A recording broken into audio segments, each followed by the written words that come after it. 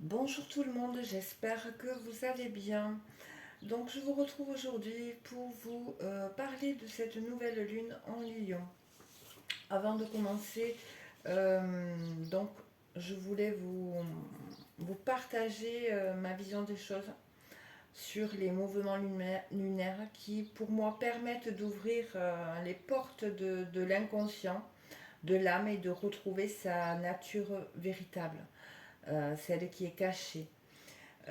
Donc là, il y a des notions d'ouverture d'une serrure, hein, quand on parle de ces mouvements lunaires, qui sont souvent associés aussi à la croix de Hank, qui amène aussi à d'autres compréhensions. Donc pour moi, les positions de la Lune dans un thème permettent d'identifier le sixième sens de certains individus. Et donc le sixième sens, c'est relié au sixième chakra, au troisième œil. Le troisième œil, c'est je vois, c'est aussi notre façon de penser. C'est aussi la porte du subconscient. C'est où il y a tous les secrets du subconscient. Euh, c'est là où c'est qu'on découvre nos traumatismes refoulés, enfouis au plus profond de l'inconscient. Donc ces ouvertures permettent aussi d'accepter, de dépasser des mémoires, des projections, au point de les sublimer en conscience, en développant l'humilité, la compassion et l'amour envers soi-même et envers la cause de ces traumatismes aussi. Euh, c'est l'amour qui est enseignant, en fait. Donc, et le troisième œil, bien sûr, c'est relié aussi à la glande pinéale et à l'œil d'Horus. Donc pour moi, c'est vrai que ces mouvements lunaires sont importants, que ce soit la nouvelle lune, la pleine lune, c'est important et ça nous impacte, c'est aussi, ça nous permet d'ouvrir certaines portes du subconscient et de révéler tout ce qui est inconscient. Donc voilà. Donc c'est pour ça que pour moi, c'était important aussi, c'est important de vous partager tout ce qui est en rapport avec ces mouvements lunaires. Donc nouvelle lune en Lion, une énergie de restructuration, de reconstruction, qui va être plus en adéquation avec qui on est devenu en se libérant de mémoires karmiques, de blocages, de traumatismes. Voyez. Donc c'est vraiment cette énergie-là que je peux percevoir. Donc cette nouvelle lune en Lion se trouve dans le cadran astrologique où les questions du type comment je me réalise dans le monde sous couvert de quelle est ma place que je désire occuper dans la société en prenant en compte de qui je suis devenue suite à mon évolution, mes guérisons, mon cheminement, qui fait que j'ai envie d'aller vers une activité, exercer une nouvelle profession qui sera plus en adéquation avec les changements qui se sont opérés à l'intérieur de moi, en adéquation avec qui je suis devenue aussi. Hein. Donc ce cadran parle aussi de construction. Donc c'est en lien avec le 4, date du jour de cette nouvelle lune. Hein, parce que le 4, c'est vraiment relié au chakra du cœur, mais c'est aussi euh, l'élément terre. C'est le bâtisseur structuré, c'est celui qui construit dans le temps, le 4. Hein. Donc je sais plus où c'est que j'en suis dans mes notes. Donc, donc ce cadran parle aussi de construction, comme je disais, je me suis perdue, excusez-moi, qui peut amener un questionnement, qu'est-ce que je veux construire, quels sont mes idéaux que je souhaite partager. Il parle aussi de la foi qui nous habite, ainsi que de trouver sa place au sein du collectif, car nous avons tous besoin du collectif pour développer notre conscience, c'est ces interactions ce sont les interactions que l'on peut avoir avec d'autres personnes qui permettent cette ouverture de conscience. Donc là, il y a vraiment un besoin de s'engager dans la vie sociale pour comprendre notre place dans le monde. Le lion, c'est le symbole du courage et de force. Sa planète maîtresse est le soleil. Et par analogie, il est relié au cœur. Et sa devise est je veux. Comme je vous disais, le 4, le cœur, enfin, tout se relie. Le lion attire à lui par son magnétisme. Son opposé astrologique, c'est le Verseau, qui lui fait le mouvement inverse. Il irradie et diffuse l'énergie. Et justement, là, il y a Pluton qui a un rétrograde en Verseau en maison 3. Donc, Pluton, c'est je me transforme. Hein. Donc la maison 3, elle est liée aux aspects de la communication, à l'intelligence, aux études, à comment je perçois les choses autour de moi, comment je comprends mon environnement immédiat. C'est la sphère de nos connaissances intimes, que ce soit personne, entourage, activité pro, amicale, vous voyez, c'est, etc., qui permet aussi de comprendre où je suis et avec qui. Hein. La maison 3, elle décrit comment je comprends les choses, comment je communique, comment je crée mon réseau proche. Vous voyez, c'est cet ensemble-là. Quant à Pluton en Verseau, il prône une société fraternelle en respectant les individualités et les libertés de chacun. Et, il nous dit que nos paroles, nos idées peuvent influencer les autres, voire les transformer, les aider. Il peut y avoir des dualités qui demandent à être équilibrées, un côté un peu dur, provocateur, qui va droit au but, quitte à bousculer pour chercher à démasquer certaines vérités ou qu'elles se cachent, ou à l'inverse, euh, être plutôt secret, vivre des crises existentielles, des remises en question sur euh, nos apprentissages, vos apprentissages, vous voyez. Donc, euh, ensuite, on voit que Pluton, il est rétrograde en Verseau en maison 3. Donc, bon, comme je vous le disais, Pluton, c'est je me transforme. Donc, avec Pluton en rétrograde, il peut y avoir un karma empreint de violence et de souffrance. Vous avez pu connaître ou exercer l'abus de pouvoir, la sexualité, les questions d'argent, l'héritage, vol, escroquerie ont pu être une source de difficultés. Je parle bien dans des mémoires de vie antérieure là. Hein. Ce sont des mémoires qui se sont cristallisées au niveau de l'âme et qui nous impactent encore dans cette vie. Et en s'en libérant, on peut justement guérir pas mal de choses. Et il y a toujours, de ce que j'ai pu voir jusqu'à présent, des répliques dans notre vie actuelle qui nous mettent sur le chemin justement pour aller libérer ces mémoires souffrantes. Donc il peut y avoir aussi il peut y avoir eu avec Pluton rétrograde dans les domaines de l'ésotérisme, l'occulte, la magie, la mort, euh, certaines choses qui ont pu générer des peurs, des blocages dans les vies passées et qui peuvent aussi impacter par des peurs et des blocages dans cette vie présente. Donc un travail sur les traumatismes associés à ces expériences devra être effectué afin de s'en libérer pour ne plus craindre d'incarner à nouveau votre pouvoir, notre puissance personnelle. Et d'ailleurs, ça rejoint l'énergie du mois d'août qui porte le nombre 8 qui est relié au pouvoir de réalisation qui découle de sa liberté personnelle à exprimer, incarner dans la matière son essence. Vous voyez, tout est relié. Ensuite, on peut voir que Pluton va changer de maison le 5 août pour se rendre en maison 12. Il sera quand même toujours en Verseau. Donc il nous parle dans cette maison des raisons sombres et des épreuves qui ont pu motiver notre conception et nous influencer inconsciemment. D'accord?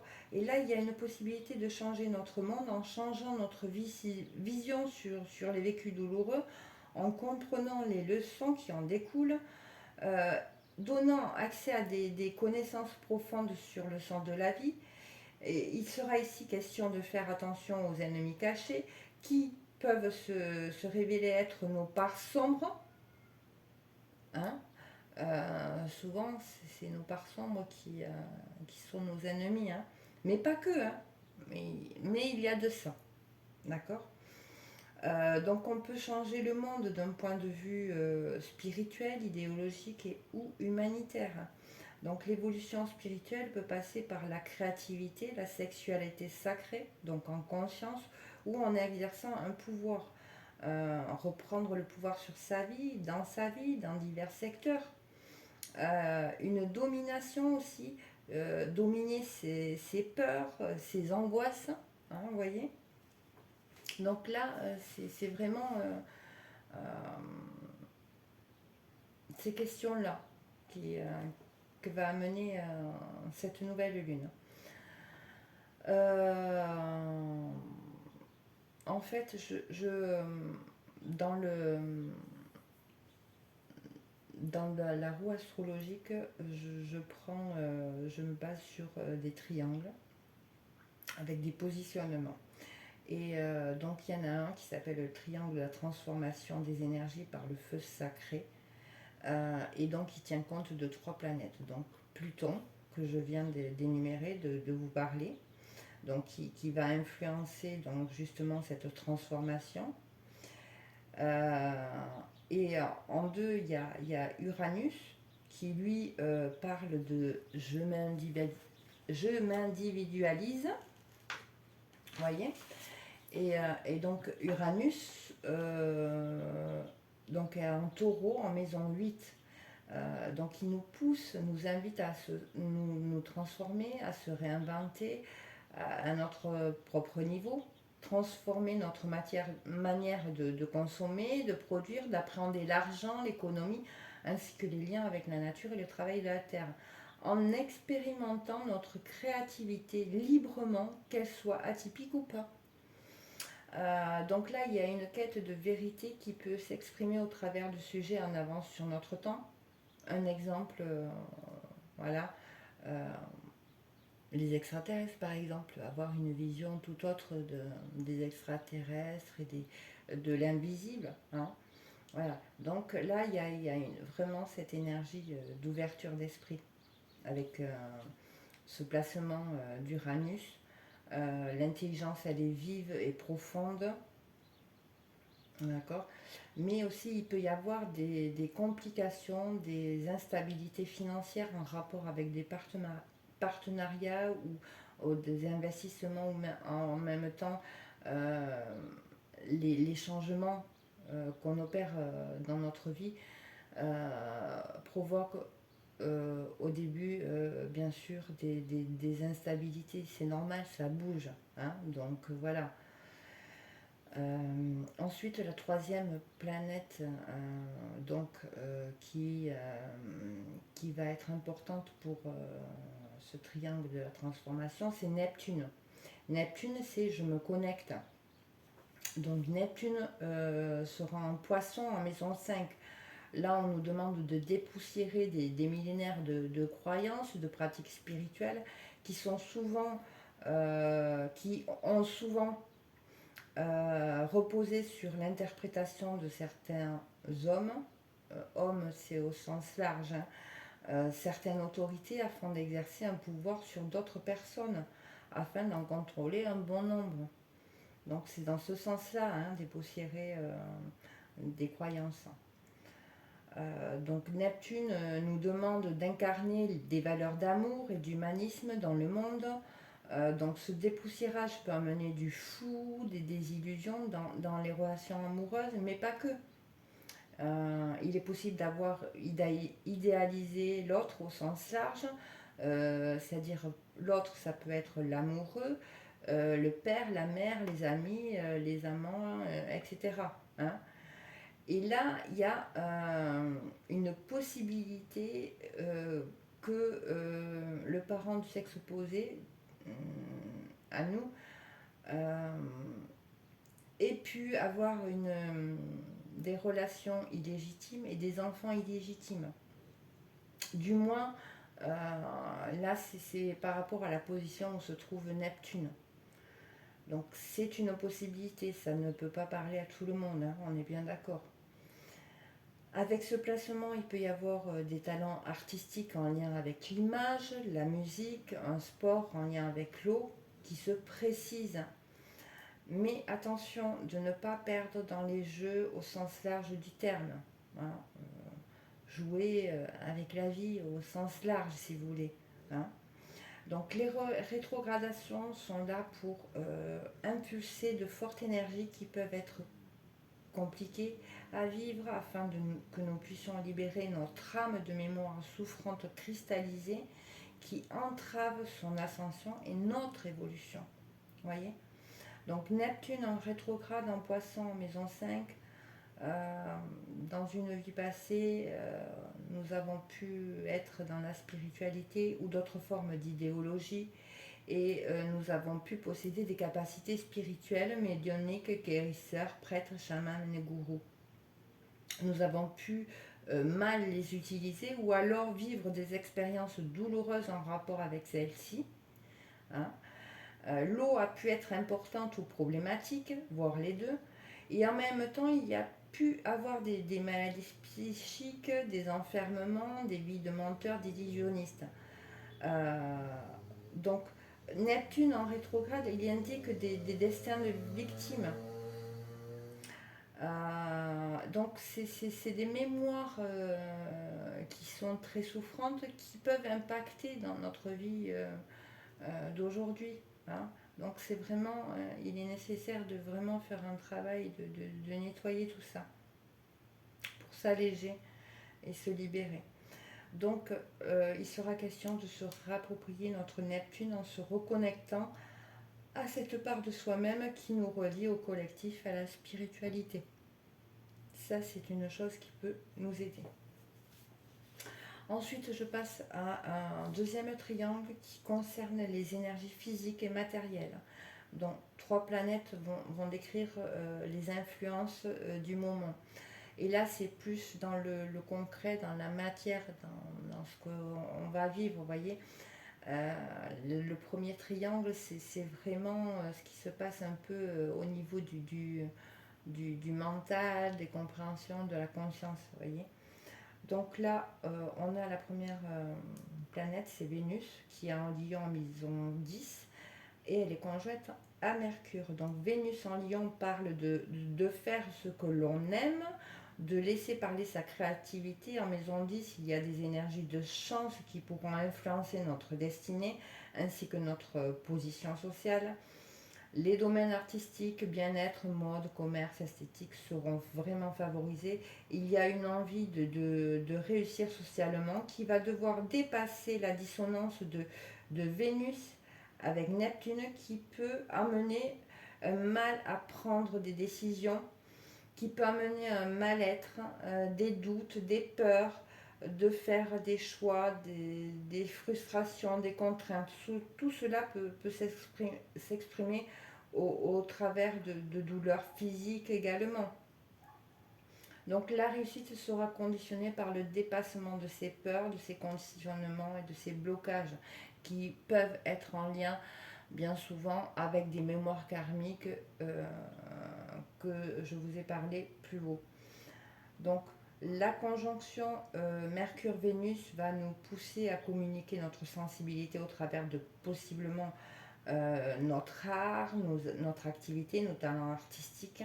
Cela emmène une douce énergie de tolérance, une envie d'être avenant qui émerge de cette conjonction. On préférera éviter les conflits au profit d'échanges enrichissants, de complicité intellectuelle. Donc, deuxième planète, non, oui, seconde planète qui va parler des énergies physiques et matérielles du moment, c'est Mercure. donc seconde planète de ce triangle, Mercure qui sera en Vierge en maison 10. Donc Mercure, c'est je communique. Avec Mercure en Vierge, les pensées sont disciplinées, logiques, analytiques, avec un penchant pour le côté rationnel et scientifique. Il y a un sens de la critique redoutable et pertinent dans ce placement, un esprit pratique, efficace, mais attention de ne pas se perdre dans les détails. Hein. Il y a également un côté réservé, un besoin d'être sûr de nous-mêmes avant de nous exprimer. Donc la destinée socio-professionnelle sera vraiment tournée vers la communication, les déplacements, la diffusion d'idées, d'intellect, l'échange, et donc les écrits et les paroles vont être primordiales pour la carrière avec ce placement. D'accord ? Mais attention, à partir du 5, Mercure rétrograde en Vierge, en maison 7. Il change de maison, donc des choses à libérer avec cette rétrogradation également.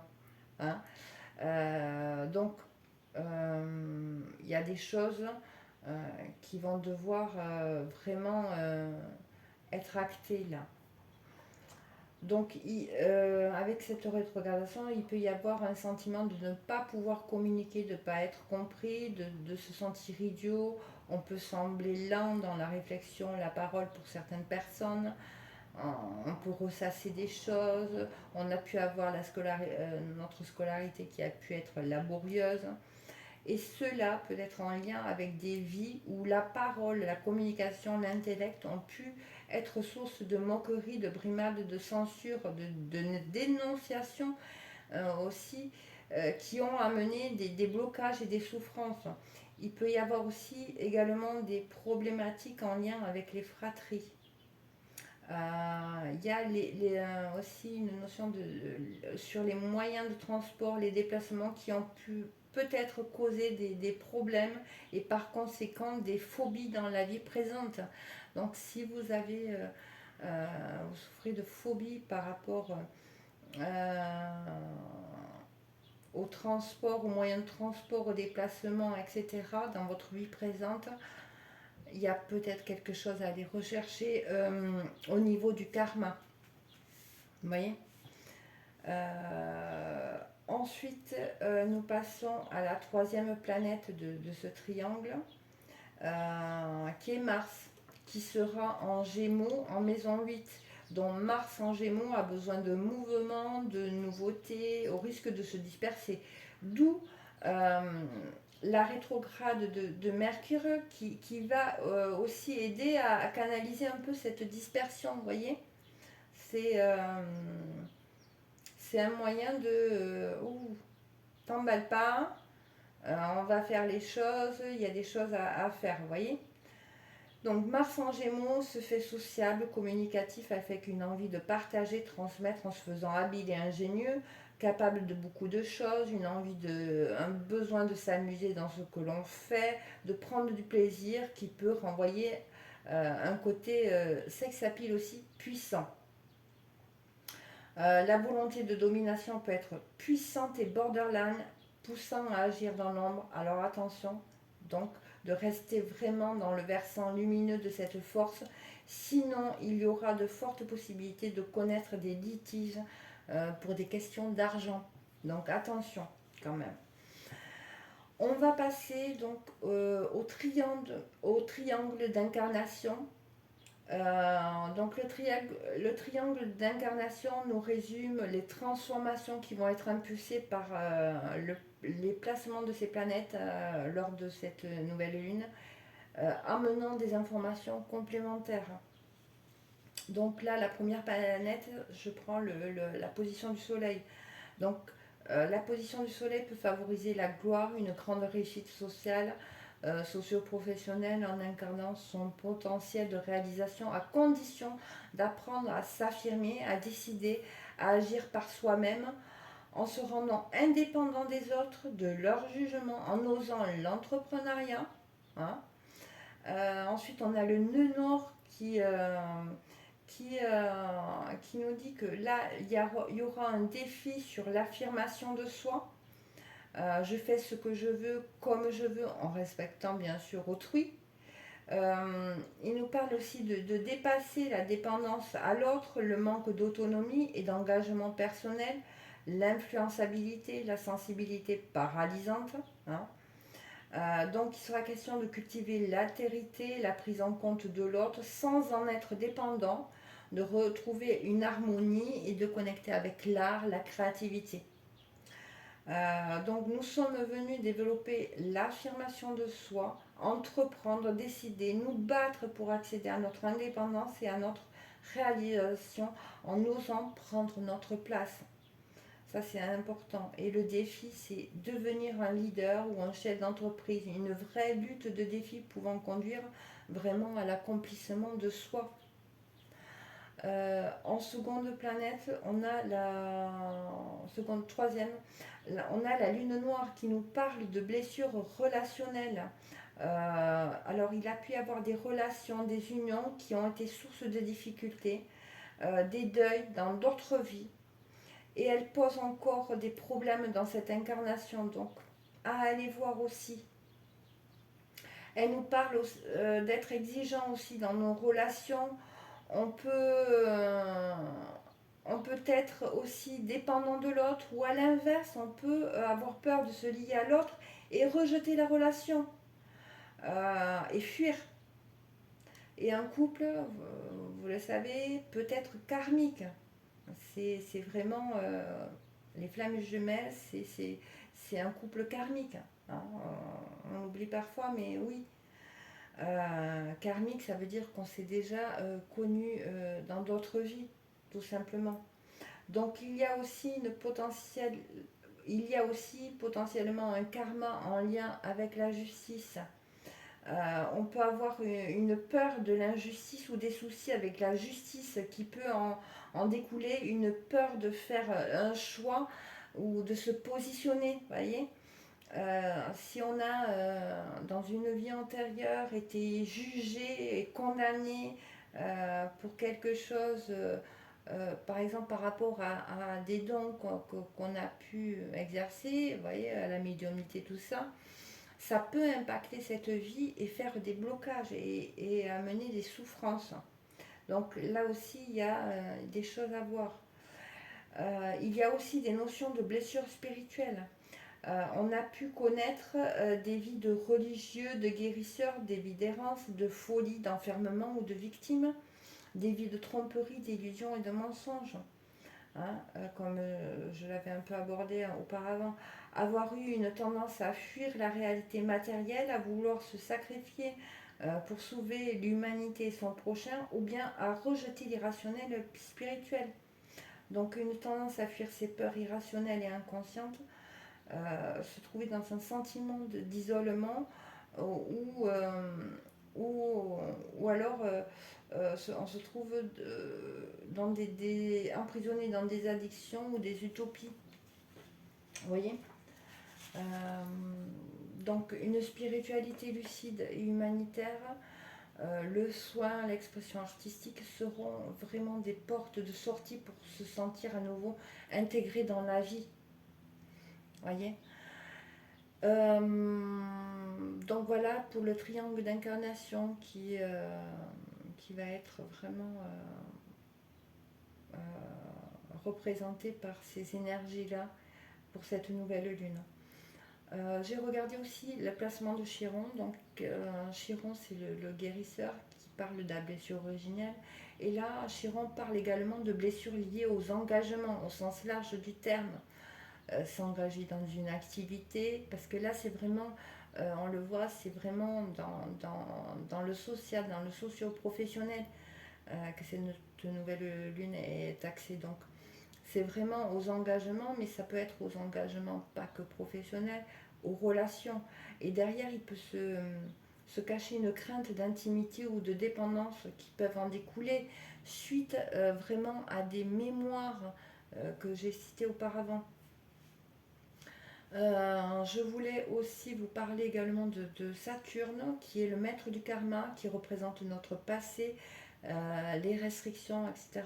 Donc Saturne, là, nous demande de prendre nos responsabilités en posant des actions, en amenant des changements par rapport aux leçons apprises, comprises et conscientisées.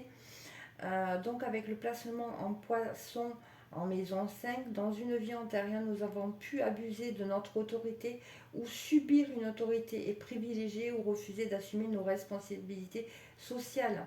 Donc là, il sera question ici d'apprendre à travailler sur nos peurs, sur nos rapports à l'autorité, aux règles, aux engagements sociaux. Et on voit que Saturne est en rétrograde, donc il nous parle d'une notion de manque, de perte, de carence, de peur, de jugement. On a pu connaître des privations, des contraintes très limitantes, l'enfermement ou les avoir fait subir à d'autres.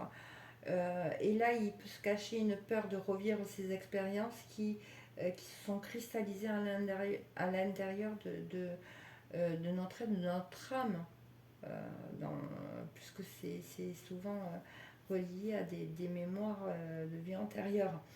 Et nous donnant un côté parfois rigide dans le contrôle de nous-mêmes et des autres. Hein. Donc si vous avez conscientisé que vous aviez un côté rigide ou dans le contrôle, peut-être qu'il serait bon aussi d'aller voir au niveau de ces mémoires et de libérer. Hein. Donc là, il sera question de se libérer du poids de passé, qu'il soit karmique mais aussi présent, qui peut être relié à famille, expériences douloureuses, privation, traumatisme, et apprendre à lâcher prise. D'accord. Donc avec Saturne en poisson, des angoisses irrationnelles peuvent remonter, une peur de la folie, de la dissolution de l'ego, peuvent être présentes. Pour dépasser ce blocage, pas le choix, on va devoir lâcher prise et se soumettre à un ordre plus élevé que la matière que l'on pense pouvoir maîtriser. Et oser la spiritualité, l'expression de sa sensibilité et le service envers la vie. En maison 5, il faudra travailler l'expression de soi. Là, vous voyez, je me rabâche, mais c'est vraiment l'expression de soi, la créativité. Il y a une notion de rechercher la reconnaissance qu'on a pu manquer dans l'enfance afin de se rassurer sur notre valeur. Donc lâcher l'exigence envers nous-mêmes et apprendre à se faire plaisir aussi. Il y a un manque de confiance en ses capacités aussi à être aimé qui peut nous faire nous montrer distants ou avoir un blocage à avoir des enfants ou des difficultés avec nos enfants, voyez. Ensuite, nous avons aussi Jupiter qui représente l'expansion, c'est je me réalise, c'est vers où on est poussé à aller. Donc là, il est en Gémeaux, en maison 8, conjoint à Mars, il nous dit que c'est en exprimant, en partageant que nous aurons le sentiment de nous accomplir dans la société. La notoriété par tous les moyens de diffusion, soit oraux, écrits, etc., seront vraiment favorisés. Il y a des notions de besoin de transmettre, de guider, de se déplacer, de voyager, d'avoir une vie sociale riche avec ce placement. Il est possible que votre rôle social est en rapport avec les domaines en lien avec la mort, la maladie, tout ce que la vie peut proposer de difficile, d'obscur, et que la société veut mettre sous le tapis, y compris le côté artistique de chacun qui n'est pas forcément mis en avant dans notre société. Voyez, prenez large. Attention quand même aux abus et excès qui peuvent mettre la vie en danger, hein, avec ce placement. Mars-Jupiter conjoint donne une action de tournée vers un idéal, la connaissance, le développement personnel, des énergies de confiance, d'enthousiasme, d'optimisme sont insufflées avec cette conjonction. Elle porte vers l'aventure, les voyages, elle donne une grande puissance de réalisation. Guide, leader, pour être vraiment dans ce mouvement-là. Cet aspect en tout cas favorise la réussite, l'épanouissement, la reconnaissance professionnelle. Il peut même y avoir un petit côté justicier, revanchard, compétitif et sportif également, hein, avec ce positionnement. Donc que dire de plus sur cette nouvelle lune, hormis le fait que l'on retrouve une résonance en termes d'énergie dans la date de cette nouvelle lune, le 4-8-8, et l'heure à laquelle elle intervient, 13h12. C'est très parlant. Le 13, c'est lié à une transformation radicale qui passe par la restructuration, sur de nouvelles bases. L'évolution sera nécessaire, marquant une mort symbolique. Elle marque une renaissance passant par la créativité. Et le 13 est aussi une dette karmique du domaine du 4, de la structure. Vous voyez, on l'a vu auparavant, correspondant à l'arcane de la mort, qui donne une symbolique générale de mort et de renaissance. Donc le 13, il nous parle de respecter les valeurs de travail, des efforts constants sont à intégrer pour soi-même et les autres en lien avec des missions qui n'ont pas été réalisées dans d'autres vies par laxisme, par manque d'implication dans le travail, pouvant perturber celui des autres, préférant de loin très probablement se concentrer sur les plaisirs de la vie, mais ça peut être aussi pour d'autres raisons. Hein. Ne vous enfermez pas dans tout ce que je dis. Cela demande une démarche constructive au risque que la sanction tombe inévitablement et qui nous fasse repartir à zéro pour reconstruire sur des bases solides. Là, il y a vraiment ce risque-là. Donc 13h12, le 12, c'est aussi une dette karmique qui vient du domaine du 3, donc de l'expression personnelle, en lien avec l'arcane du pendu pour symboliser l'expression et la communication. Les valeurs associées à respecter sont l'écoute, la parole. Cette dette génère une incapacité à se faire entendre et comprendre. Ce sont des problèmes liés à la communication, à l'écoute. Donc là, savoir s'écouter et écouter autrui en vue d'une communication claire et fluide. Donc la nouvelle lune qui intervient donc de nouveau un dimanche, qui est un jour qui est représenté par le soleil. Nous avons aussi les archanges qui sont reliés à ce jour, sont Raphaël et Michael. On l'avait eu, ces deux archanges aussi dans la pleine lune qui vient de passer, donc qui nous parlent de guérison et libération. Donc vous voyez, il y a beaucoup de choses, il y a un gros nettoyage. De toute façon, le 8, c'est vraiment, c'est un lien avec le pouvoir de réalisation et le karma. Voilà. Et l'équilibrage des deux principes, les parts masculines et féminines. Donc je vous partagerai les textes de la Kabbale qui sont en lien avec ces jours-là, avec ce jour de nouvelle lune. Je vous mettrai donc un post dans la communauté. Là, j'ai tiré quelques cartes donc que je veux vous partager. Donc là, il y a des messages. J'ai demandé des messages donc avec l'oracle du corps. Et nous avons sentir. Comme on dit, tu as du nez. Ton intuition est souvent bonne. Alors écoute-la, ressens-la et accorde-lui tout l'espace qu'elle mérite afin qu'elle puisse t'aiguiller au mieux. Rayonner. Tu te sens briller, tu te sens rayonner, tu te sens magnétique. Profite de cette lumière que dégage ton être, cultive-la pleinement et sens-la, puissante et pulsante, sortir de ton chakra du plexus solaire. Poser ses limites. Il est temps de définir quelles sont tes limites, de les poser, de définir ton espace vital et de les respecter. De cette manière, tes reins et ta vessie n'auront plus besoin de marquer leur territoire. Oppression. Un poids dans la poitrine t'oppresse, t'étouffe et te coupe de tes ressentis. Libère-toi en inspirant profondément et en conscience pendant 5 minutes chaque jour. J'ai demandé d'autres messages. Hein. Donc, j'ai eu pour vous, allez de l'avant, mets du mouvement dans tes hanches, assouplis ton bassin, ressens cette force vitale, monter en toi et ose enfin prendre cette nouvelle direction qui se présente à toi. Force. Prends un temps pour te connecter à ton corps. Ressens ton point de force et répète à quel endroit de ton corps il se trouve. Appuie-toi sur celui-ci pour avancer tout au long de ta journée. Papille. Tu as tendance à contrôler et à maîtriser tout ce qui entre dans ton corps. Pense aussi à t'autoriser un petit plaisir pour tes papilles de temps à autre. Ton corps, ton cœur et ton esprit seront ravis.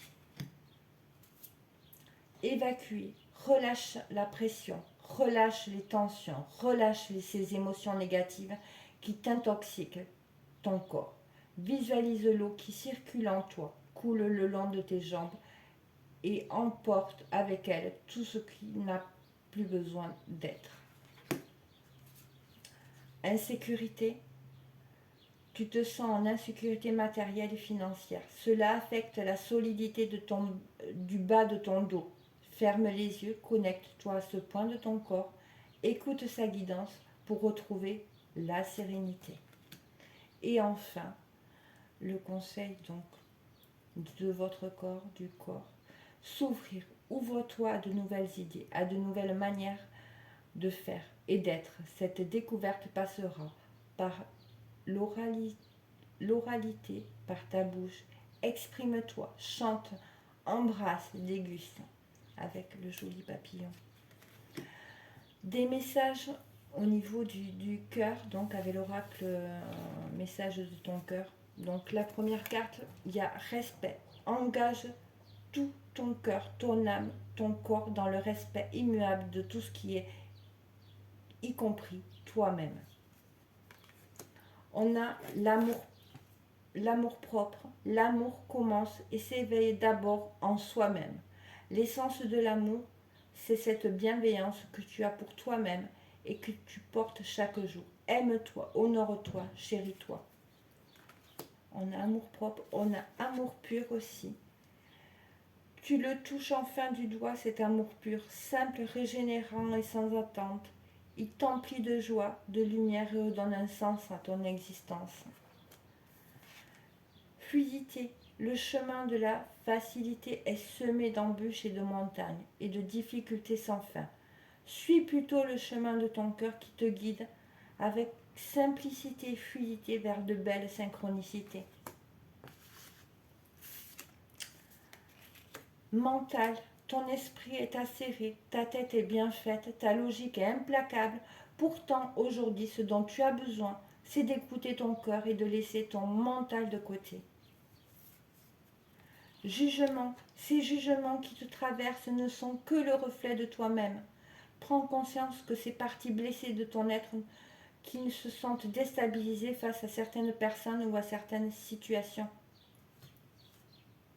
Culpabilité. Stop, arrête l'autoflagellation. Au lieu de ressasser ta culpabilité, dresse la liste de tes fiertés et de tous ces événements qui font de toi une personne remarquable. Et la dernière carte qui est vraiment tombée dans notre jeu, qui dit « Tout est là, mais on ne le voit pas, jusqu'à ce que notre regard change ».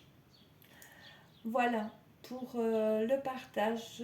J'espère que cela pourra vous aider. Je vous remercie de votre patience. Il n'y a pas toujours, je n'ai pas toujours le temps et la force de vous partager des vidéos. Donc je vous remercie pour votre compréhension. Je vous remercie pour vos likes, vos abonnements, votre présence. Merci infiniment. Je vous embrasse très fort. Prenez soin de vous et je vous dis à très bientôt. Au revoir.